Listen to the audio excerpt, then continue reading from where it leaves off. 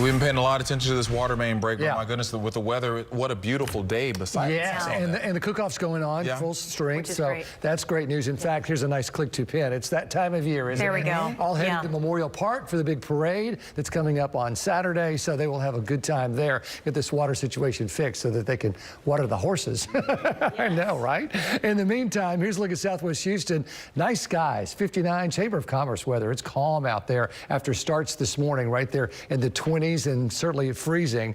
We looked out downtown, only down to 36. Nice shot there of Galveston. Water's flat and pretty. 53 southeast winds there at 9. So we've got generally 50s just about everywhere. A few low 60s. 53 in Galveston, one of the cooler spots, but it's certainly a pleasant day. The humidity hard to find. 17% in Columbus. Lots of 20% ranges out there. So that's comfortable. And if anything, winds are westerly, calm or light. 6, 9, 5, 4 miles per hour is about it. So futurecast temperatures are interesting. We'll go right into the low 50s with that clear sky tonight. So as you head out, grab a jacket. It's going to be on the cool side. That dry air, almost desert dry. So it'll cool quickly once that sun goes down. Then overnight, we're to about 40 degrees, upper 30s to 41, 42. Tomorrow, I'm looking for 70 around town. A lot of sunshine continues. And then Saturday, it's even warmer for morning lows in the mid 40s, and highs on Saturday should make it to 75 degrees. So it's going to be a really nice weekend. You can see a lot of clear sky across Texas. Snow continues up over the Ohio Valley.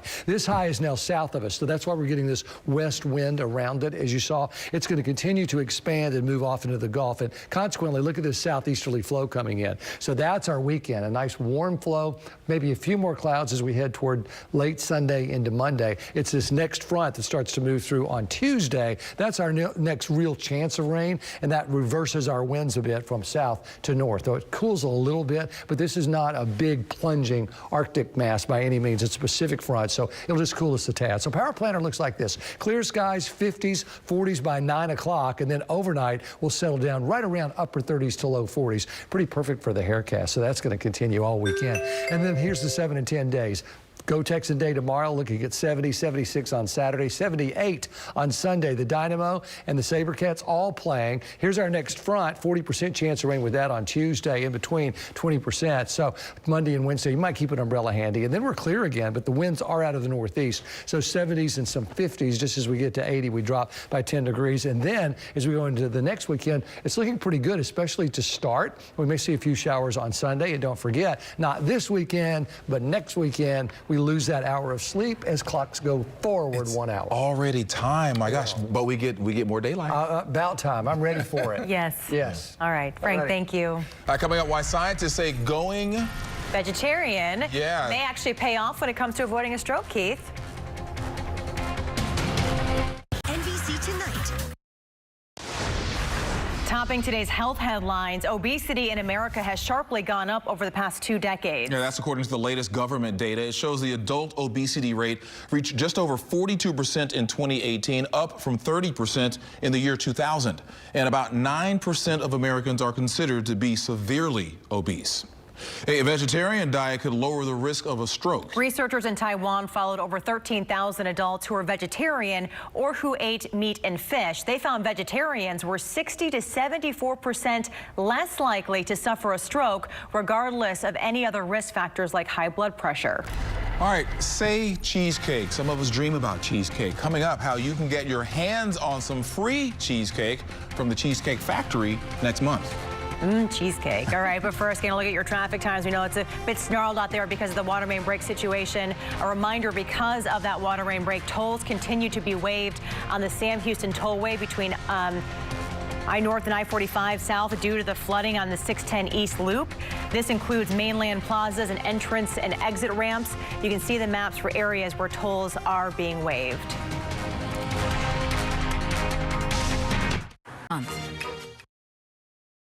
Who wants free cheesecake? I'll take some. Yeah, the Cheesecake Factory handing out free slices in the month of March. Yeah, if you place an order of at least $15 on DoorDash, the restaurant will throw in a free cheesecake slice. The offer is good on weekdays through March 25th if you enter the code LUNCH Dash Slice. And on top of that, DoorDash is offering free delivery on Cheesecake Factory orders during the same period. You can still get the deal if you pick up your food, just as long as you place the order through DoorDash. We are still monitoring the flooding and water outage from that water main break along the East Loop. Coming up, a live report on the people affected by this mess. And Village Plumbing. Channel 2 News begins right now with breaking news. And back to that breaking news, we've been tracking in East Houston. An 8-foot water main break caused major flooding and low to no water pressure around the city. Most of the flooding is on the East Loop at Clinton Drive. And this is the look at the scene from Sky 2. Mayor Sylvester Turner says a private contractor was working to fix a leak when the pipe burst. The mayor also says this is expected to be fixed in 6 to 8 hours. Some businesses, schools, and restaurants were forced to shut down because of the break. And we've been following how the water main break has affected neighborhoods in our area. That includes the Montrose area. That is where Channel 2's Marianne Martinez is joining us live. And Marianne, I know this caught a lot of people off guard. Christine, almost everyone we are meeting and seeing is here to buy some water. The problem is that once people are getting here, there is no water on the shelves. Just take a look at this parking lot. Again, almost everyone has some water. This is as a boil water notice goes into effect. People in the Montrose area are trying to stock up on water. Now, people in this part of Houston have been without water for hours in some cases. Store shelves have already been picked over for bottled water. Kroger is telling us that it is trucking water in from other parts of the city to affected stores. We have 5 at the house. That's why I bought as much as I did. But I had to buy food that's already cooked because I can't cook without clean water, too. Kroger telling us that that water is on the way to those affected stores, and they're hoping that the shelves will be restocked to full capacity by 6 p.m. Of course, that all depends on traffic. It's been a crazy day out there on Houston roads. Reporting live from Montrose, Marianne Martinez, KPRC Channel 2 News. All right, Marianne, thank you. Our coverage of this water main break extends to our website, click2houston.com. What's driving Houston on our traffic page can help you check the road conditions, especially if you're near that flooding. Just go to click2houston.com/traffic. Developing this afternoon, an FBI investigation at Houston ISD's headquarters. Federal agents were at the district's headquarters for several hours today. They left some time ago. Channel 2's Robert Arnold joining us live outside the Hattie Mae Educational Support Center in Northwest Houston. And Robert, what can you tell us about this investigation? As expected, federal agents were tight-lipped about the nature of their operation. However, one state senator is talking, and he says he suspects today's actions are tied to last year's scathing report by the Texas Education Agency. No doubt that has attracted the attention of the federal government. State Senator Paul Betancourt certainly is not shy in stating he believes the Houston Independent School District has fallen into a state of dysfunction. It's not what happens in the teacher with the classroom. It's what's happening in the leadership. HISD's embattled image didn't get any help Thursday as agents from the FBI and IRS carted away boxes of evidence from the district's headquarters. Our sources say federal agents focused their efforts on the 3rd floor. That's home to the executive offices. In tandem with this investigation, IRS agents were seen at the home of HISD's chief operating officer, Brian Busby. This is all bad signs. The signs have been bad. They're going to continue to be bad until this leadership is changed. This investigation follows calls for a state takeover of HISD. The TEA accused the district of several improprieties, including the unlawful awarding of contracts going as far back as 2013. The fact of the matter is that Houston deserves better. Now, HISD officials would not comment on exactly why the FBI was here. However, district officials did say that they are fully cooperating with the FBI and that there is no danger to students or faculty. Reporting live from HISD headquarters in Northwest Houston, Robert Arnold, KPRC Channel 2 News. Robert, thank you. And now to the coronavirus crisis. Vice President Mike Pence held his first meeting today as head of the coronavirus task force. That comes amid reports of the first possible person-to-person spread of the virus within a U.S. community. NBC's Alice Barr has the latest now from Washington. Today, Vice President Mike Pence projecting confidence as he takes over the nation's coordinated response to the coronavirus amid criticism the Trump administration isn't doing enough. that the full resources of the federal government continue to be brought to bear. Concern mounting as the Centers for Disease Control confirms what may be the first U.S. case of community transmission. A person in Northern California who hasn't traveled internationally or had close contact with a known patient. Maybe they're a traveler who came back, somehow spread it to this person. You mentioned a coffee shop. It's possible, but that means that community spread is happening in the U.S. California health officials say the patient was not tested for coronavirus for several days while hospitalized because he or she didn't fit federal criteria. I want to know, why it's taking so long to test folks. We've got to get those test kits out to the hospitals and the health facilities that are on the front line. House Speaker Nancy Pelosi today saying the Trump administration hasn't asked for enough money for testing equipment and vaccine development. She's promising to work across the aisle to secure billions of dollars in funding. The president cannot transfer any of these new funds to anything other than use for the coronavirus threat. At a press conference last night, President Trump contradicting a CDC warning that an outbreak in the U.S. is all but inevitable. No, I don't think it's inevitable. I don't think it's inevitable. This as stocks plunged yet again over fears of the virus spreading, making this the worst week on Wall Street since the financial crisis of 2008. Alice Barr, NBC News, Washington. In Milwaukee, it was just over 24 hours ago that a gunman opened fire at one of the city's famous beer makers and killed 5 people before he took his own life. Investigators now are working to piece together exactly what happened and why. The latest from NBC's Dan Shinneman. Milwaukee is a community in mourning, grieving the loss of 5 employees of the Molson Coors Beverage Company, killed by a coworker who then took his own life.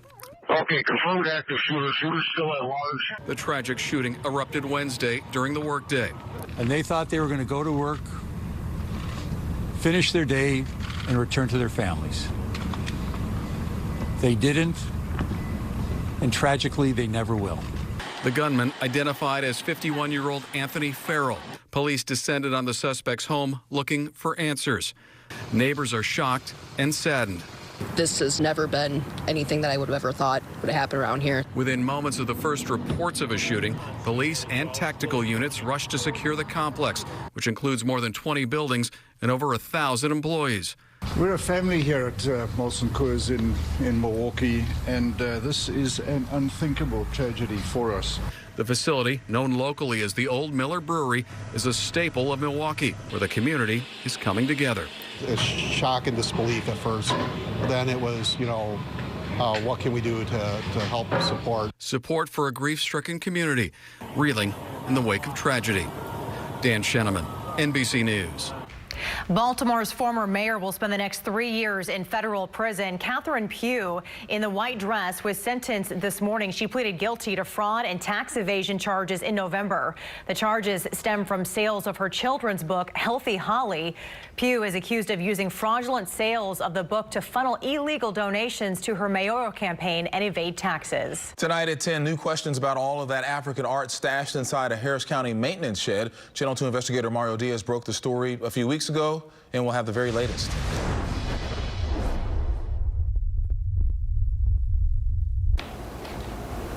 Difficulty getting answers. Answers not coming easy for the Harris County Attorney's Office as they investigate the secret stash of African art hidden in a county maintenance shed on the taxpayer's dime. There is no paperwork. No proof who owns it or how it got there. The county commissioner at the center of it all is not talking. Sir, I know you're walking away. We just want to try to get some answers, sir. Now, Channel 2 Investigates reveals how much the county has already spent and who else is coming forward saying they are owed money from the people involved. Pope Francis is under the weather and skipped a planned mass with Rome clergy today. The Vatican says the 83-year-old had a slight indisposition and would proceed with the rest of the planned work today. There was no word from the Vatican about the nature of his illness, but the Pope was seen coughing and blowing his nose during the Ash Wednesday Mass. Mexican authorities have found a 15-meter tunnel between the state of Sonora and the United States. The entrance was found in the border town of Nogales, Arizona. It had a diameter of 50 by 35 centimeters and a depth of 3 meters. Authorities are investigating the case. All right, so you're all set to go for your vacation when your lodging reservations suddenly are canceled. Yeah, coming up, consumer expert Amy Davis shows what happens when vacation booking sites leave you hanging. Well, winter was almost canceled, but we had a little bit of it this morning. Temperatures were cold, 20s and 30s, but we've certainly made up for that. What a Chamber of Commerce afternoon. Calm winds, a lot of sunshine as we head toward the weekend. It rolls in on a good way. Spring is back. Keith? All right, how one high school student used his test score for a random act of kindness. Next.